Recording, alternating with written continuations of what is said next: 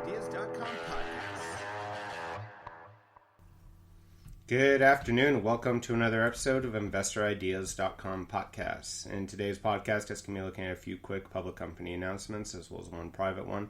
Looking at the Timely Beverages Company Incorporated, trading on the CSE as TNY and the OTC as TNYBF. The Green Organic Dutchman Holdings Limited, trading on the TSX as TGOD and the OTC as TGODF, as well as a quick announcement from KERN, trading on the Nasdaq as KERN. So first, starting with Timely Beverage Company, who announced that SIP Elixirs, Nevada's top-selling cannabis beverages, will now be produced at Timely's Cannabis Beverage Bottling Facility in Long Beach, California. Now, SIP Elixir products are currently the number 1, 2, 3, and 4 best-selling cannabis beverages in Nevada, according to Headset, and each beverage is a high-dose, small-format elixir that's infused with the highest quality cannabis distillate and botanically derived terpenes.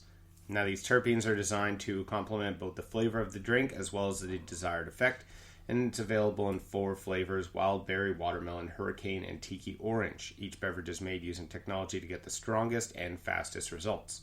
Now, SIP is available in over 50 dispensaries throughout Nevada and has developed a passionately loyal consumer base. SIP Elixirs is excited to join forces with Timely to extend our brand to California, and their team's deep experience and enthusiasm made the partnership the natural choice. Now, this is just the beginning of bringing new products to markets and consumers, said a SIP representative. Now, as a third-party brand to be produced in our Long Beach facility, SIP represents a technologically advanced, great-tasting beverage with an enormous consumer following, and we're confident they'll experience the same explosion growth out of our gate in California as they have in Nevada, said Rick Gillis, president of Timely Western USA. So really what's important about this, as far as I'm concerned, is the fact that now you're starting to see products from the Nevada market move towards the California market. I talked early on about how Nevada started quickly sort of overtaking the dominant section of the U.S. cannabis market compared to California. Obviously, California is still going very strong. There's still a massive market there, but especially due to lockdowns and a lot of the sort of COVID procedures that have happened over the last year, that market has suffered considerably compared to Nevada, which allowed for a lot of delivery options and was a little less strict on their policies. And also what you're starting to see is because, again, obviously not right now due to COVID restrictions, you're not seeing a ton of tourism in Nevada, but initially that is sort of the big state for that. And so a lot of products that are getting launched in that market are receiving more of a large-scale following when it comes to brand followings. And I do think that now what you're going to start to see is a few of the brands that have been successful in Nevada start transferring over into other states. Similarly to what you're seeing here with the SIP Elixirs. So it's just kind of showing that the Nevada market is now a pretty significant cannabis section in the states and will continue to be as far as brand build-outs. Next, looking at the Green Organic Dutchman Holding Limited, who today unveiled plans to transition its medical business to a wholesale model in line with other pharmaceutical products distribution models. TGOD's patient-centered approach will enable easier access to a broad range of medical cannabis products without having to register with multiple licensed producers. Now, TGOD has a national supply agreement in place with the Medical Cannabis by Shoppers, Canada's largest pharmacy network, and is Shoppers' largest supplier of certified organically grown medical cannabis. Now, every effort has been made to ensure that there is no supply distribution for patients, and all TGOD products will be available via Shoppers' online store platform. And they also have agreements with other medical distributors and clinics with plans to increase its presence within the medical market as it transitions from its legacy direct-to-patient model. Now, TGOD has its roots in the medical segment and remains committed to supporting easy access to cannabis treatments for Canadian patients. Shifting to a wholesale model not only makes sense from a business standpoint, allowing us to invest working capital and other growth opportunities, but it also gets us closer to our goal of eliminating the stigma that surrounds the plant within certain medical circles, commented Sean Bobbington, TGOD's Chief Financial Officer and Interim Chief Executive Officer.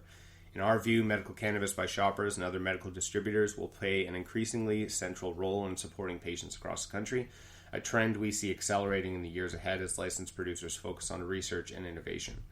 So the company will support its patients throughout the transition period, which is expected to be completed on April 1st.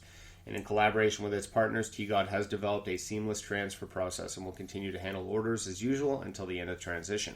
And you can check out more information at TGOD's Customer Care Center. There's a phone number as well as care@tgod.ca. So definitely a big move for the Green Organic Dutchman. Moving to a wholesale model is going to be a little bit of a change for them. And I do like that they're focusing more on the medical side of the industry. Again, it's an side of this industry that's been very much neglected since recreational cannabis became available. And you're starting to see more companies focus on this now as there's more access points, as the Shoppers Drug Mart program builds out, and as more medical outlets are available in Canada. And I do think that, again, having more of these companies focus on the medical market is the better side for the industry as a whole, as the vast majority of people who should be using this cannabis are using it for some sort of medicinal treatment, whether that's for inflammation, arthritis, etc.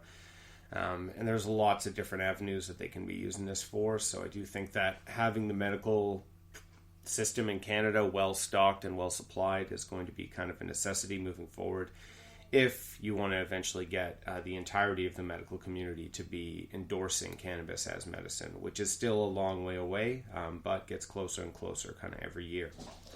Lastly, today we're going to be looking at KERN, an enterprise software leading compliance technology provider and developer of the cannabis industry's first seed-to-sale enterprise resource planning software technology, the MJ platform, who announced the release of its first and annual year-end review.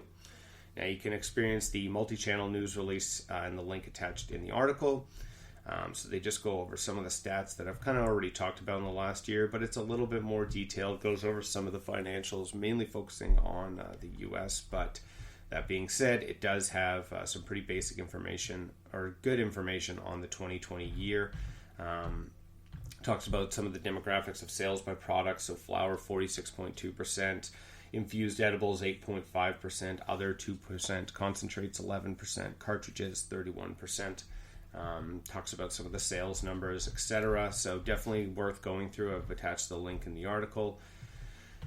2020 has become synonymous with the unexpected. While the wheels of commerce tuned slowly from much of the world, KERN and the cannabis industry moved forward at full steam, said Jessica Billingsley, Chief Executive Officer of KERN. This report provides a curated snapshot of the most important trends and events of 2020. And with this collection of business trends and intelligence, you'll be armed with knowledge that can help you stay informed to make the best decisions for your business in the year to come.